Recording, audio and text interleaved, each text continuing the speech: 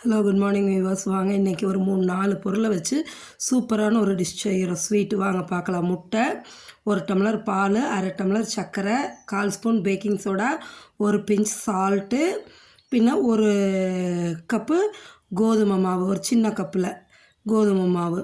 இதை வச்சு சூப்பரான ஒரு ஸ்வீட்டு செய்ய போகிறோம். ஸ்நாக்ஸுன்னு சொல்லலாம். குழந்தைங்களுக்கும் ரொம்ப பிடிக்கும், பெரியவங்களும் நல்லா சாப்பிடுவாங்க. பாருங்கள், ஒரு பவுலில் ஒரு முட்டையை உடச்சி ஊற்றி நல்லா கலக்கிடுங்க.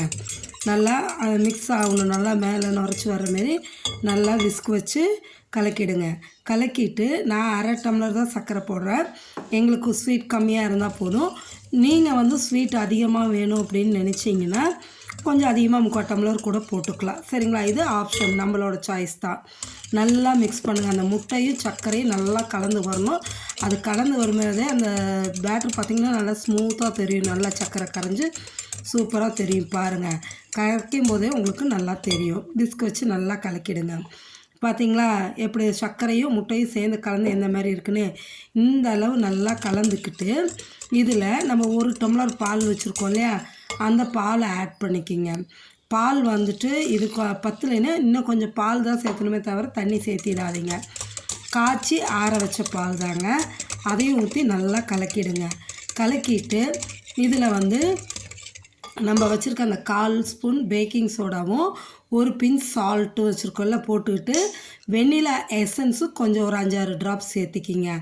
ஏலக்காய் பவுட்ரு தான் போடணும், நல்லாயிருக்கும். ஆனால் ஏலக்காய் பவுடர் போட்டோன்னா எங்கள் வீட்டில் இருக்கவங்க சின்னவங்க சாப்பிட மாட்டாங்க. அவங்களுக்கு ஏலக்காய் டேஸ்ட்டே பிடிக்காது.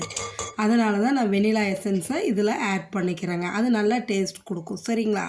இந்த பாருங்கள், 1/4 ஸ்பூனு பேக்கிங் சோடாவும் ஒரே ஒரு பிஞ்ச் சால்ட்டு. ஏன்னா அந்த ஒரு பிஞ்ச் சால்ட்டு போடும்போது அந்த ஸ்வீட்டு நல்லா என்ஹான்ஸ் பண்ணி கொடுக்கும். அதுக்காக தான் சால்ட்டு சேர்த்துறோம். மேக்ஸிமம் எல்லா ஸ்வீட்லேயும் ஒரு பிஞ்ச் சால்ட்டு போட்டோம்னா கொஞ்சம் நல்லாயிருக்கும். அதுக்காக தான். இப்போ இதை நல்லா விஸ்க் வச்சு கலக்கிடுங்க. ஈவனாக எல்லா பக்கம் கலந்ததுக்கப்புறமா நம்ம 1 கப்பு கோதுமை மாவு வச்சுருக்கோம் இல்லையா, அந்த கோதுமை மாவையும் இதில் போட்டு நல்லா கலக்குங்க. லம்ஸ் இல்லாமல் நல்லா விஸ்க் வச்சு கலக்கிடுங்க. கட்டியெல்லாம் இல்லாமல் தான். சரிங்களா? இந்த கோதுமை மாவு நம்ம வீட்டிலையே கோதுமை வாங்கி கழுவி காய வச்சு அரைக்கிறது தாங்க. நான் கடையில் வாங்குகிற கோதுமை மாவு கிடையாது. சரிங்களா? உங்களுக்கு மாவு பார்க்கும்போதே அந்த டிஃப்ரென்ஸ் தெரியும். நல்லா ஸ்மூத்தான பேட்டராக பாருங்கள் கலக்கியாச்சு. சரியான ஸ்மூத்தாக இருக்கு இல்லையா? இதை இப்போ ஒரு வானலில் கொஞ்சம் எண்ணெயை ஊற்றி எண்ணெய் காயிற வரைக்கும் ஃப்ளேம் ஃபுல்லாக இருக்கட்டுங்க. காஞ்சதுக்கப்புறம் அப்படியே ஃப்ளேமை குறைச்சிடுங்க.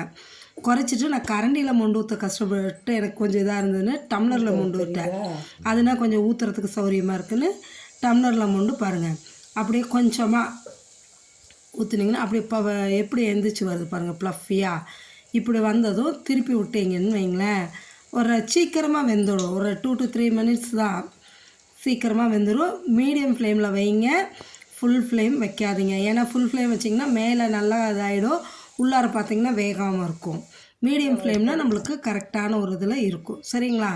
இதே மாதிரி இருக்கிற மாவையெல்லாம் கொஞ்சம் கொஞ்சமாக நான் ஒரே டைமில் 2 போட்டு பார்ப்போன்னு பார்த்தேன்.